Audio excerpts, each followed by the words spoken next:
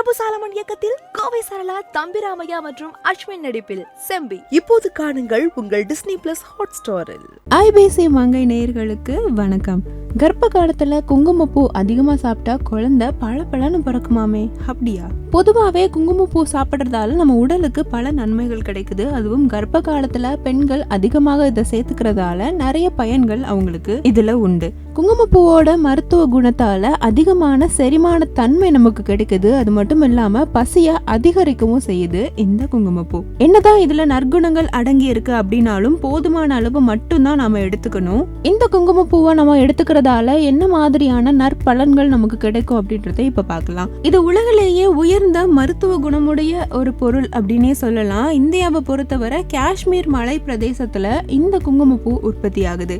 இத மசாலாவின் ராஜா அப்படின்னே சொல்லுவாங்க. ஏன்னா இதனுடைய சிறப்புக்கு ஈடு இணை வேறு எதுவுமே கிடையாது. பொதுவாகவே சமையல் துறை, அழகுத்துறை இதெல்லாம் குங்குமப்பூ பயன்படுத்துவது உண்டு. பெண்களுக்கு மாதவிடாய் காலத்துல இருக்கக்கூடிய வயிற்று வலியை குணமாக்குறதுக்கு இந்த குங்குமப்பூ மிகப்பெரிய அற்புத மருந்து அப்படின்னே சொல்லலாம்.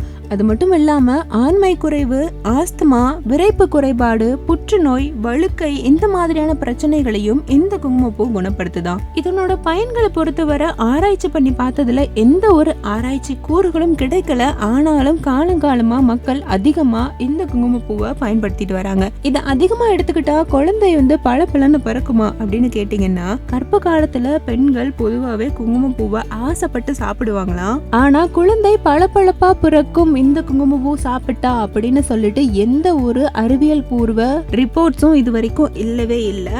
அதிகமா குங்குமப்பூ நம்ம எடுத்துக்கிட்டோம் அப்படின்னா குழந்தைக்கு ஆபத்து அப்படின்னு தான் சொல்றாங்க.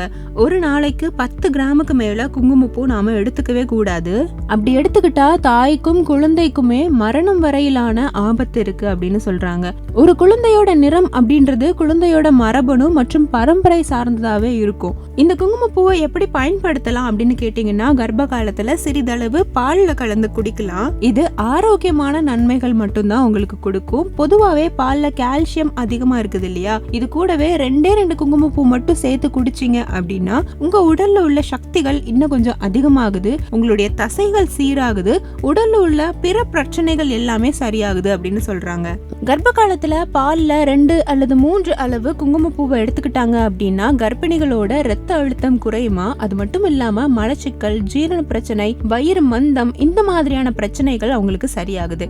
சில பெண்கள் ரொம்பவே அனீமிக்கா இருப்பாங்க இல்லையா, அவங்களுக்கு இரும்பு சத்தை இந்த குங்குமப்பூ அதிகப்படுத்தி கொடுக்குது. அது மட்டும் இல்லாம உங்க உடலோட வெப்பநிலையை சற்று இதை அதிகப்படுத்துறதால குழந்தை அசைவதை உங்களால உணர முடியும் அப்படின்னு சொல்றாங்க.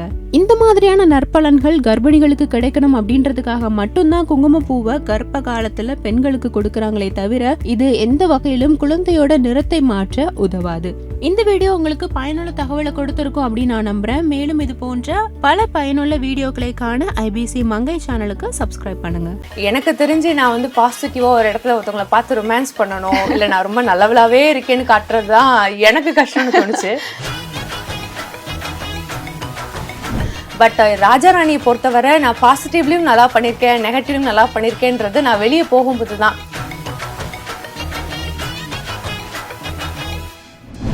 லோகேஷ்க்கு தான் நான் தேங்க் பண்ணணும். ஏன்னா நான் அதெல்லாம் கேர் பண்ணிக்காத பீப்புள். எதுவாக இருந்தாலும் மேபி இது ஒரு கான்ட்ரவர்சியை கிரியேட் பண்ணலாம். அப்பார்ட் ஃப்ரம் தட் இது நம்மளோட கெரியரை கூட பாதிக்கலாம். ஒரு ஃபோட்டோ ஷூட்னால இவ்வளோ வருமா, நான் செய்யட்டுமான்னு கேட்கும் போது அவங்க என்ன சொன்னாங்கன்னா, யூ ஆர் ஆர்டிஸ்ட். என்னோட பர்சனல் லைஃப்லயும் நிறைய விஷயங்கள் இருந்தது, சொல்லக்கூடிய விஷயங்கள், சொல்லக்கூடாத விஷயங்களா இருந்தது. நான் அதுதான் எதிர்பார்க்கல. நம்ம ஒரு விஷயம் சொல்லுவோம், அந்த விஷயம் சரியா இருக்குன்ற பட்சத்துல நம்மளை பார்த்து 10ல் ஒரு பொண்ணு அந்த விஷயத்தை தைரியமா செய்ய மாட்டாளா? இது நம்மளோட மீடியாவை பொறுத்தவரை சொல்றேன். நான் எங்க வீட்டில் சண்டை போட்டு வந்திருப்பேன், அழுதுட்டு வந்திருப்பேன், போன்ல ஒரு சண்டை நடந்திருக்கும், எல்லாமே நடந்திருக்கும்.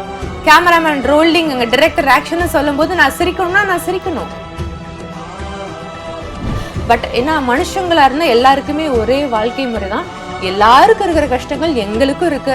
நீங்க கடந்து வர பாதைகள் வேணா வேறையா இருக்கலாமே ஒழிஞ்சு, ஸோ எல்லாரும் என்ன ஃபேஸ் பண்றாங்களோ அந்த மாதிரி சின்ன சின்ன கஷ்டங்கள் நாங்களும் ஃபேஸ் பண்ணிட்டு தான் இருக்கோம்.